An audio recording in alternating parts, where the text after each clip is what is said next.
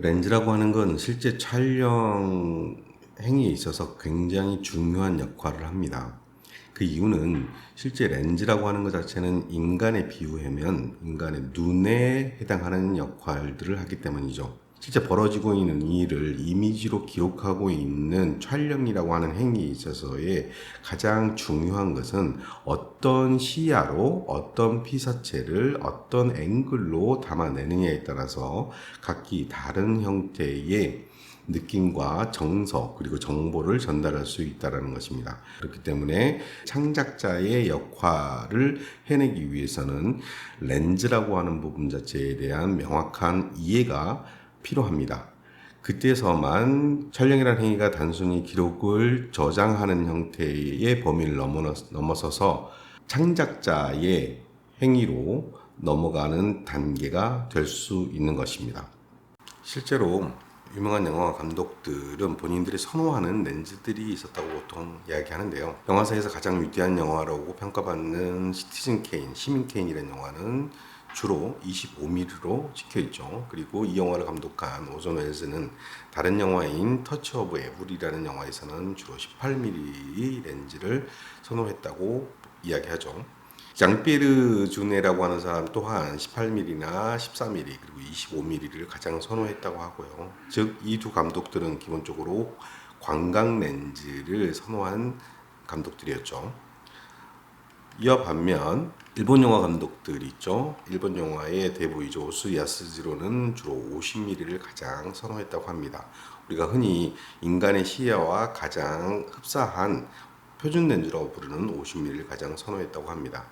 그리고 구로사와 아키라 같은 경우도 35mm에서 50mm 정도의 인간의 시야랑 거의 비슷한 형태의 표준 렌즈 계열을 가장 선호했다고 합니다. 또한 팀버튼 감독은 주로 21mm를 많이 사용했고요. 절대로 50mm 이상을 넘기지 않았다라고 이야기합니다.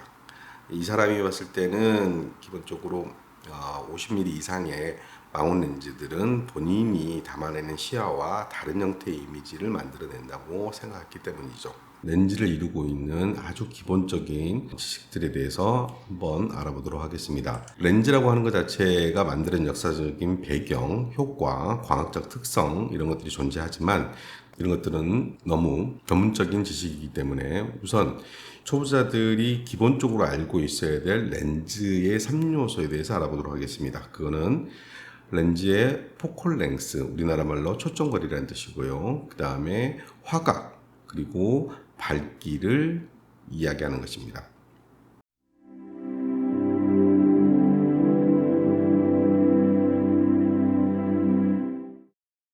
만일 여러분에게 렌즈가 하나 있다라고 가정해 보겠습니다. 제가 묻습니다. 당신이 가지고 있는 렌즈는 무엇입니까? 혹은 그 렌즈의 이름은 무엇입니까? 혹자들은 당신의 렌즈는 몇 미리 렌즈입니까? 이렇게 물어봅니다.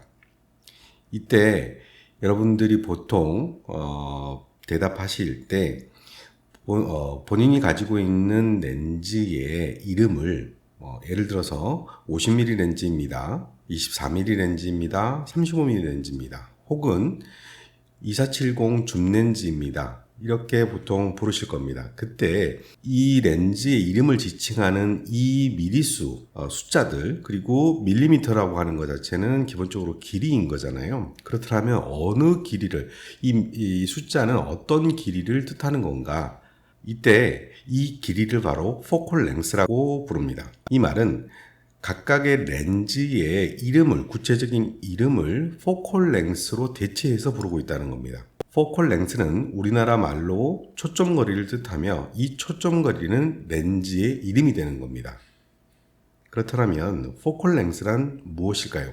초점거리라고 하는 이 포컬 랭스는 카메라 옵슈큐라에 보면 밖에 있는 풍경의 빛이 바늘구멍처럼 작은 구멍을 통해서 암실인 깜깜한 방 안으로 들어오죠. 그리고 반대편 벽면에 상하 좌우가 뒤바뀐 형태의 이미지를 맺혀지게 만들죠. 한쪽 벽면에 있는 구멍에서부터 반대편에 상이 맺혀지는 벽까지의 거리, 이 거리를 포컬 랭스라고 부릅니다. 즉 초점 거리인 거죠. 이 포컬 랭스를 보통 각각의 렌즈가 가지고 있는 이름으로 부르는 겁니다. 보통 카메라 바디 위쪽 부분에 보면 아주 조그맣게 동그라미에 직선이 관통해 있는 기호가 있는데요. 이 기호가 뜻하는 것은 바로 그 라인 선에 카메라 바디 내부에 센서가 있다는 뜻인 겁니다. 즉 내부에 있는 센서의 위치를 카메라 외부에서 확인할 수 있게끔 기호가 표시되어 있는 것이죠.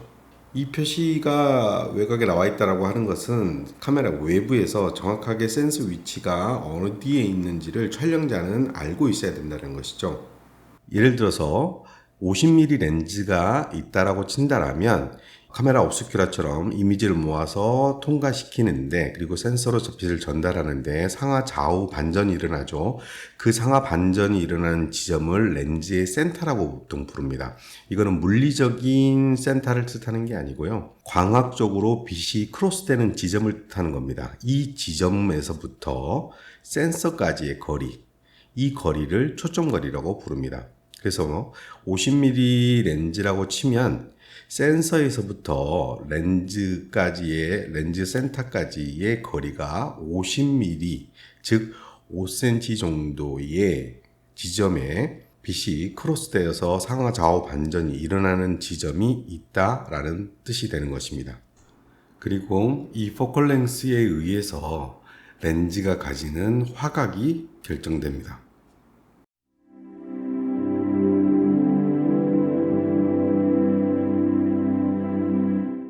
앵글 오브 뷰라고 하는 것은 한국말로 화각이라는 뜻인데요. 이 화각이라는 것은 렌즈가 센서에게 보여주는 화면의 각도를 뜻합니다. 즉 화면의 넓이를 뜻하는 거겠죠. 이 화각이 결정되기 위해서는 포컬 랭스와의 연관성이 있습니다. 그 렌즈가 가지고 있는 포컬 랭스에 따라서 화각이 결정된다는 뜻인데요. 이 내용을 살펴보기 위해서 카메라의 탑뷰 형태로 보도록 하겠습니다. 카메라를 위에서 보면 기본적으로 센서 위치가 보일 겁니다. 그 센서의 크기는 풀프레임 기준으로 센서의 크기가 36 곱하기 24이므로 위에서 보면 이 센서의 크기의 길이는 36이 되겠죠. 36mm가 될 것입니다. 이 카메라에 현재 장착되어진 렌즈는 포컬 랭스가 50mm입니다. 이 말은 크로스 센터인 렌즈의 센터가 센서로부터 50mm, 즉 5cm의 렌즈의 센터가 위치한다는 뜻이죠. 이 센터에서부터 센서까지의 길이를 선으로 연결하게 되면 기본 나오는 각도, 이 각도가 바로 앵글 오브 뷰, 우리나라 말로 화각이 되는 것입니다. 그렇다면 포컬 랭스가 짧은 렌즈를 한번 가정해 볼게요. 예를 들어서 18mm라고 생각을 해보면 기본 렌즈의 센터는 카메라 바디 안쪽, 즉 센서에 가깝게 붙게 될 겁니다. 자, 이때 이 센서의 끝 지점에서부터 센터까지의 연결되는 선을 한번 가상에서 한번 그어 보도록 하십시오. 그러면 나오는 각도, 그 각도 아까 50mm보다 훨씬 더 넓은 각도로 센서에 보여주겠죠. 반대로 포컬 랭스가 100mm인 렌즈라고 가정을 해보겠습니다. 그렇다면 렌즈의 센터는 기본적으로 센터로부터 좀 멀리 있는 부분에 위치하게 될 것입니다. 그때 다시 한번 선을 그어 보신다라고 생각을 해 보십시오. 그때 나오는 화각은 훨씬 더 좁은 형태의 화각으로 보여지게 될 것입니다. 이렇게 포컬 랭스에 의해서 화각이 결정이 됩니다. 그래서 포컬 랭스가 짧으면 넓은 화각을 보여주는 광각 렌즈가 되고요. 반대로 포컬 랭스가 길게 되면 좁은 형태의 화각을 제공하는 망원 렌즈가 되는 것입니다. 이렇게 하나의 포컬 랭스를 가지며 하나의 화각만을 가지는 렌즈들을 단렌즈, 영어로 프라임 렌즈라고 보통 부르고요. 포컬 랭스가 변화하는 렌즈들이 있습니다. 예를 들어서 2405라고 하는 이 렌즈는 포컬 랭스가 24에서부터 105mm까지 왔다 갔다 하는 거죠. 그에 따라 화각 또한 서로 변동이 됩니다. 이런 렌즈들을 보통 줌 렌즈라고 부릅니다. 화각에 따라서 렌즈를 크게 3개로 구분하는데 그 첫 번째가 표준 렌즈입니다. 풀프레임 35mm 이미지 센서를 가진 카메라를 기준으로 50mm 전후의 렌즈를 표준 렌즈라고 부르는데요. 표준 렌즈는 사람의 시각과 가장 유사한 화각을 갖고 있는 렌즈이므로 눈에 보이는 모습과 가장 비슷한 풍경을 담아낼 수 있습니다. 그래서 표준 렌즈로 담은 사진은 우리에게 편안하고 안정된 느낌을 주지요. 프랑스의 거장 사진가인 앙리 까르띠에 브레송은 카메라를 눈의 연장이라고 표현했고, 그런 그가 가장 즐겨 사용하는 렌즈 또한 표준 렌즈였습니다. 이처럼 표준 렌즈는 있는 그대로의 모습을 표현하고 싶어 하는 영상 작가들로부터 많은 사랑을 받아왔습니다.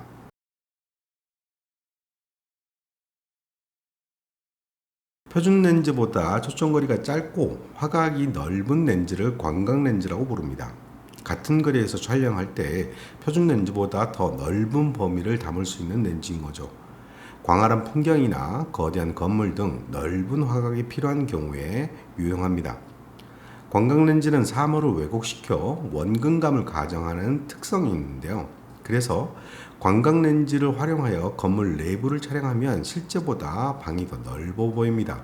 이러한 왜곡 효과를 극대화하면 실제의 모습보다 과장되고 뒤틀린 사진을 만들 수 있는데요. 특수 렌즈인 어안 렌즈는 이런 왜곡 현상을 극대화한 광각 렌즈의 일종입니다.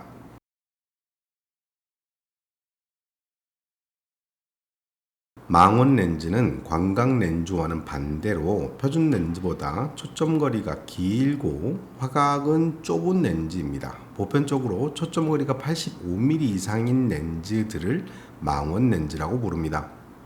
긴 초점거리는 멀리에 있는 피사체를 촬영하는 데 유용하기 때문에 동물의 생태 촬영이나 스포츠, 공연, 천체 등을 촬영하기에 적합합니다.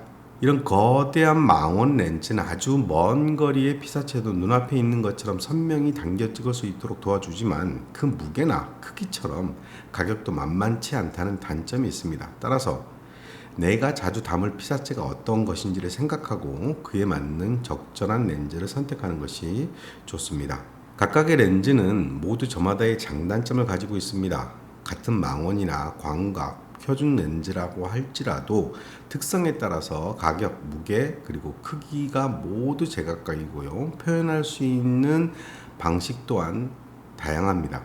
그렇기에 가장 좋은 렌즈는 무엇이냐라고 하는 질문에 그 누구도 확답을 내릴 수는 없습니다. 다만 나에게 가장 좋은 렌즈란 무엇일까라는 질문에 대해서는 답은 주관적이겠죠. 이 주관적인 부분은 내가 어떠한 피사체를 어떠한 방식으로 어떻게 묘사하고자 하느냐에 따라서 각자의 해답을 가질 수 있고, 그 해답을 주는 첫걸음이 바로 본인이 렌즈를 선택하는 것입니다.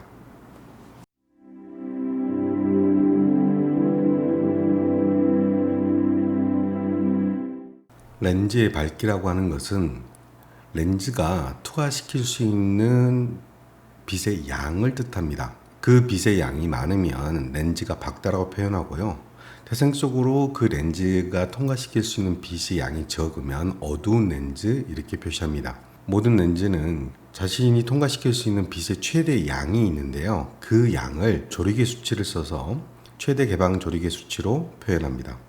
여기 50mm 렌즈 두 개가 있습니다. 같은 포컬 랭스를 가진 50mm 렌즈이지만 최대 개방 조리개 수치가 하나는 1.4, 하나는 1.8 이렇게 다르죠. 이 둘 중 1.4가 훨씬 더 많이 열리는 렌즈입니다. 당연히 밝은 렌즈는 어두운 렌즈보다 더 높은 가격에 팔리고 있습니다. 밝게 열리는 조리개는 단순히 빛을 많이 통과시키는 것뿐만 아니고 피사계 신도와 연관성이 있습니다. 즉 심도와 연관성이 있는데요. 조리개 수치가 최대로 많이 열려서 개방돼서 많은 빛이 통과가 되면 얇은 심도를 재현해낼 수 있는 특징을 갖는 렌즈가 됩니다. 조리개라고 하는 것은 조리개 블레이드로 이루어져 있고, 이 블레이드들이 오므렸다 펴섰다 하면서 빛이 지나가는 구멍의 크기를 크게 혹은 작게 만듭니다. 그래서 이게 크게 열리면 조리개를 열었다, 그리고 조이게 되면 조리개를 닫았다 라고 보통 표현합니다. 이때 조리개를 구하는 공식은 매우 복잡하지만 이를 최대한 단순화시키면 간단하게 포컬 랭스를 렌즈의 구경으로 나눈 값, 이것이 바로 조리개 수치의 공식입니다. 이 말은 조리개 수치 또한 포컬 랭스에 의해 규정된다는 뜻인데요. 예를 들어서 포컬 랭스가 50mm 렌즈가 있다고 치고요, 그 렌즈의 직경이 50mm라고 친다라면 기본 조리개 수치는 1이 되겠죠. 이때 렌즈의 직경이, 즉 조리개를 닫아서 반으로 줄어들었다고 보죠. 예를 들어서 25mm로요. 그러면 공식에 의하면 조리개 수치는 2가 되는 겁니다. 이 원리로 조리개를 닫게 되면 조리개 수치는 커지고요, 조리개를 열게 되면 조리개 수치는 작아지는 특성을 갖습니다. 그래서 이 조리개 수치는 각 단위를 스탑이라는 단위를 쓰는데요, 이 스탑이라는 단위는 빛의 양이 2배로 늘어났거나 혹은 2분의 1로 줄어들었거나 하는 상태를 뜻합니다. 이래서 각 한 스탑 한 스탑 한 스탑이 열거나 혹은 닫힐 때의 단위를 스탑이라고 쓰고, 그때의 수치들을 1, 1.4, 2, 2.8, 4, 5.6, 8, 11, 16, 22 이렇게 배열이 됩니다. 이 조리개 수치는 가급적 외워두시는 게 촬영할 때 무척 도움이 되실 겁니다. 여기에서 예를 들어서 2.8에서 4로 갔다라는 것은 조리개 수치는 커졌지만 조리개는 닫은 걸 뜻하며 빛의 양은 2분의 1로 줄어든 형태를 뜻한 겁니다. 즉 2.8에서 4로 갔다라는 것은 조리개를 한 스탑 닫았다 라고 표현할 수 있는 겁니다. 반대로 스탑 5.6에서 2.8로 조리개를 열게 되면 두 스탑을 조리개를 연 결과가 되는 것이죠. 이 말은 렌즈를 통과하는 빛의 양이 2배, 다시 2배, 즉 4배의 많은 양이 렌즈를 통과하게 되었다라고 하는 것입니다.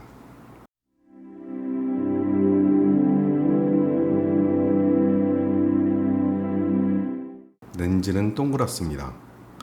하지만 우리가 보는 사진이나 영화의 이미지는 사각형이죠. 이 이유는 렌즈가 만들어낸 이미지 자체는 기본적으로 화면에서 보이는 것 같이 상하 좌우가 반전된 형태의 이미지로 만들어집니다. 그리고 이 동그란 이미지가 바로 렌즈가 만들어내는 이미지 서클입니다. 이 서클 중에 그 안에 부분을 네모난 이미지 센서가 크롭해서 이미지를 만들고 있는 것이죠. 그렇기 때문에 렌즈가 만들어낸 이미지는 동그랗지만 우리가 카메라를 통해서 최종적으로 얻는 이미지는 네모난 이미지가 되는 것입니다. 여러분이 가지고 있는 카메라의 센서가 풀프레임이라고 가정해보죠. 가로 세로 길이가 36 곱하기 24mm의 풀프레임의 센서를 여러분이 가지고 있다면 여러분들이 가지고 있는 렌즈의 이미지 서클은 항상 그 사각형의 이미지 센서의 크기보다 훨씬 큰 이미지 서클을 가져야만 합니다. 그 이미지 서클이 이미지 센서보다 작게 되면 좌우 상하 귀퉁이가 어둡게 되는 비네팅 효과가 일어나게 됩니다. 즉 풀프레임용 카메라 바디에는 풀프레임용 렌즈가 쓰여야 됩니다. 근데 만약 여러분들이 가지고 있는 휴대폰에 있는 카메라의 센서의 크기를 한번 상상해 보시죠. 굉장히 작은 형태의 센서의 크기겠죠. 그렇다면 여러분 카메라에 박혀 있는 렌즈들은 굉장히 작은 형태의 이미지 서클만 만들어도 충분하다라는 겁니다. 이 말은 각각의 렌즈들은 자기들의 이미지 서클의 크기를 갖는데 그것에 따라서 풀프레임용이냐 혹은 핸드폰용이냐 혹은 크롭용이냐 혹은 마이크로 포서드용이냐 이렇게 나뉩니다. 그리고 렌즈를 만들 때 이미지 서클이 큰 렌즈를 만들려고 하면 광학적 설계나 재료비 등 인해서 기본적으로 가격이 비싸질 수밖에 없습니다. 그 반대는 당연히 싼 것이겠죠. 또 하나, 이미지 서클이 크면 클수록 기본적으로 심도를 조절하는 데 있어서 용이합니다. 즉, 얇은 심도와 깊은 심도를 동시에 조절할 수 있는 능력을 갖는 거죠. 이미지 서클이 작으면 기본적으로 심도가 깊은 화면들을 만들어냅니다. 이전에 비디오 카메라들은 3분의 2인치 정도 하는 되게 작은 형태의 센서를 가지고 있었습니다. 그렇기 때문에 기본적으로 심도가 깊은 형태의 화면을 만들어냈었고요. 이때 DSLR, 즉 풀프레임을 장착한 DSLR이 등장을 하고 거기에 맞는 풀프레임용 렌즈를 사용했기 때문에 기본 비디오 카메라보다 훨씬 심도가 얇은 화면을 자유자재로 만들어낼 수 있었기 때문에 큰 인기를 끌었던 것입니다. 앞선 영상에서 크기가 다른 센서들 간의 상대적인 크기를 비교하는 크롭 팩터라고 하는 부분에 대해서 설명드렸습니다. 이 크롭 팩터라고 하는 것은 각 센서별에 맞는 자기들의 렌즈들이 35mm 환산 기준으로 몇 mm 화각이 되는지를 계산해 볼 수 있는 중요한 기준이 된다고 말씀드렸습니다. 자, 여기 풀프레임용 DSLR이 있습니다. 그리고 70-200이라고 하는 풀프레임용 렌즈가 있습니다. 그리고 또 하나 마이크로 포서드용인 GH2 카메라가 있습니다. 그리고 마이크로 포서드용인 3500이라고 하는 렌즈가 있습니다. 이때 풀프레임용 센서에 비해 마이크로형 포서드의 센서의 크기는 절반, 즉 크롭 팩터가 2이기 때문에 절반 정도의 크기가 됩니다. 이때 포컬 랭스의 지점을 찍고 예를 들어서 풀프레임용 70mm의 렌즈 센터가 찍히고 마이크로 포서드용인 GH2에는 35mm의 렌즈 센터가 찍힌다고 봤을 때 보여지는 화각은 기본적으로 동일합니다. 즉 마이크로형 포서드용 렌즈의 크롭 팩터를 곱하면 기준인 35mm 포맷 환산 기준으로 70-200과 같은 화각을 보여주는 렌즈가 된다라는 것을 알 수 있습니다. 즉 풀프레임용 70-200이라고 하는 렌즈와 마이크로형 포서드 3500이라고 하는 렌즈는 서로 이미지 서클의 크기가 다르기 때문에 각각의 맞는 센서의 크기의 바디에 장착이 됐을 때 같은 화각을 보여준다라는 부분을 알 수 있습니다.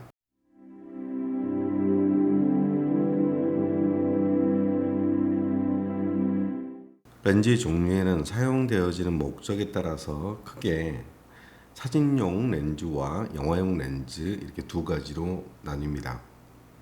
보통 사진용 렌즈들은 일반인분들이 많이 보시던 그리고 사용하시는 렌즈들이고요. 영화용 렌즈들 같은 경우에는 아주 고가라고 인식되어지고 일반인들이 잘 보지 못하는 형태의 렌즈들이죠. 우선 영화용 렌즈는 움직이는 동영상을 찍는 형태의 목적이 되어 있고요. 사진용은 정지되어 있는 순간의 찰나를 기록하기 위한 목적으로 렌즈가 설계되어 있기 때문에 기능상에 있어서의 몇 가지 차이점을 갖습니다. 첫 번째로 영화용 렌즈 같은 경우에는 포커스를 잡을 때 자동으로 절대 잡지 않고요. 모든 것을 수동으로 잡습니다. 그렇기 때문에 포커스를 세밀하게 잡기 위해서 포커스 구간이 세밀하게 나눠져 있습니다. 이를 위해서 영화용 렌즈들의 경통은 굉장히 크게 설계가 되어 있습니다. 돌아가는 회전 반경 자체를 넓게 만들어 놓은 게 영화용 렌즈입니다. 영화용 렌즈는 포커스 플러라고 하는 전문직이 따로 있죠. 포커스만 맞춰주는 사람이 포커스를 조절을 해주기 위해서 포커스 기어들이 규격화되어 있습니다. 0.8mm 간격으로 기어 형태로 만들어져 있죠. 또한 스틸 렌즈 같은 경우에는 조리개를 조작을 할 때 혼자 뷰파인더를 보고 다른 한 손으로 조리개를 조작했기 때문에 그 간격 자체가 기본 단으로 끊겨 있습니다. 하지만 영화용 렌즈 같은 경우에는 빛의 변화에 따라서 노출 변화의 양을 스무스하게 조정하기 위해서 이 단들을 제거를 했죠.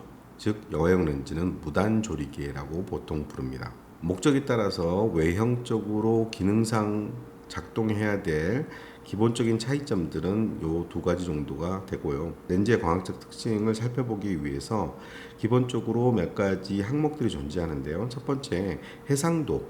여러분이 흔히 아시는 샤프니스 같은 거죠. 얼만큼 선명하게 이미지를 잡아내느냐라고 하는 부분 자체는 기본 렌즈 광학 설계나 메이커별로 각자 쓰여지고 있는 테크니컬한 부분들이 좀 다르기 때문에, 그리고 렌즈를 이루고 있는 오목블록 렌즈를 만드는 물질들과 그것들의 순수성, 얼만큼 불순물을 제거를 하고 순수한 형태의 결정체로만 만들어내느냐에 따라서 이 해상도 부분들은 기본적으로 달라질 수 있는 거죠. 두 번째로 컬러 재현인데요, 즉 발색인 겁니다. 컬러 재현에 있어서의 발색 능력 또한 광학적 특성에 들어갑니다. 또 하나는 컨트라스트인데요, 블랙과 화이트 사이에 있어서의 간격들을 얼마만큼의 컨트라스트로 재현시켜 주느냐, 이 또한 렌즈가 가지고 있는 광학적 특성입니다. 네 번째로는 보케인데요, 이 보케라고 하는 것은 포커스가 나가 있는 부분에서의 이미지들이 어떤 형태 모양으로 포커스가 나가 있느냐라고 하는 일본말 보케를 상용화시켜서 쓰고 있다는 거죠. 이 보케에는 기본적으로 렌즈의 블레이드의 안쪽 모양이 어떤 형태로 되어 있느냐에 따라서 보케의 모양이 결정이 됩니다. 그래서 영화용에서는 렌즈 블레이드의 숫자를 스틸용보다 훨씬 더 많이 써서 원형에 가깝게 제조하려고 합니다. 이유는 보케가 기본적으로 찌그러져 있거나 라고 하면 관객의 시선을 끌기 때문에 최대한 원형에 가까운 보케를 만들어내는 것이 좋다라고 보통 평가를 합니다. 마지막으로 브레싱인데요, 포커스를 넣거나 뺐을 때 혹은 포커스를 이동시켰을 때 화면의 크기가 달라지는 것을 뜻한 겁니다. 즉 사람이 숨을 쉴 때 가슴에 부피가 들락날락하는 것처럼 화면의 크기가 달라지는 이 부분 자체를 영화용 렌즈에서는 브레싱을 최대한 억제시키는 광학적 설계를 하려고 하고요. 스틸 렌즈에서는 정지된 영상이다 보니 이렇게 연속된 동영상에서의 기능 자체는 크게 신경 쓰지 않고 광학적 설계를 합니다. 그렇다고 해서 영화용 렌즈라고 해서 브레싱이 전혀 없느냐, 그렇지는 않고요. 또 스틸 렌즈라고 해서 브레싱이 엄청 많느냐, 그렇지는 않습니다. 렌즈의 각각의 특성에 따라서 어떤 렌즈는 브레싱이 좀 많이 있고요, 어떤 렌즈는 브레싱이 없는 렌즈들, 이렇게 구분되어져 있습니다. 자, 여러분은 지금 두 개의 화면을 보고 계시는데요, 하나는 자이즈에서 나온 CP2라고 하는 렌즈의 50mm고요, 다른 하나는 캐논에서 나온 스틸용 50mm 렌즈입니다. 이미지의 퀄리티를 보셨을 때 해상도, 컬러 재현, 컨트라스트, 이런 부분들을 실제 한번 여러분들이 보시고 그 차이점들이 느껴지시는지 파악해 보실 필요가 있습니다. 왜냐하면 영화용 렌즈와 사진용 렌즈는 가격 차이가 어마어마하게 차이가 나거든요. 이 가격 차이를 극복할 만큼의 퀄리티를 내주는지에 대해서는 한번 고민을 해볼 필요가 있습니다.